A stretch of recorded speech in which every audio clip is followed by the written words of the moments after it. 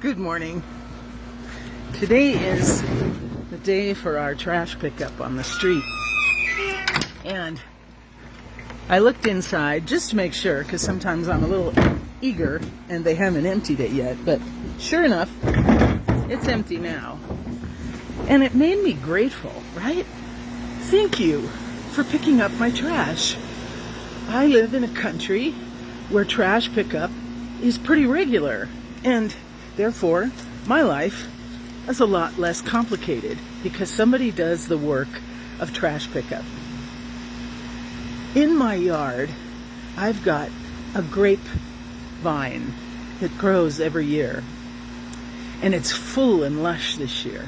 And the first year that it really started to bear fruit, it was so amazing to me as I was looking underneath the branches, underneath these big lush leaves, and saw the first cluster of grapes forming. But what was striking to me is that this grape cluster was not hanging downward with the single grape at the bottom. It was standing upright with the single grape at the top. It looked like a pine tree. And I thought to myself, it's not supposed to be this way. In my mind and in my imagination and everything I've ever seen before, grapes hang downward. So regular trash pickup is the way it's supposed to be. Pandemic and isolation is not the way it's supposed to be, nor grape clusters. And I think sometimes in our lives, we get so regulated. We have a routine. Things happen when they happen on purpose. We systematically approach our day, methodically ticking off boxes, and half of it we do without even thinking, right? Because that's what allows our brain to rest. It goes into automatic pilot. But how much occurs that we're not even paying attention to? And this year, we've definitely paid attention to different things. We've been aware of when things have not worked according to plan. In some cases, it's been super frustrating. Other times, it just makes us stand back and go, huh? What? And it's only in retrospect, when we look back at the way things should be going, that we see the gap, right? And I think that's important in our spiritual life. Do I have an expectation that God is on regular delivery for me, just like picking up the trash?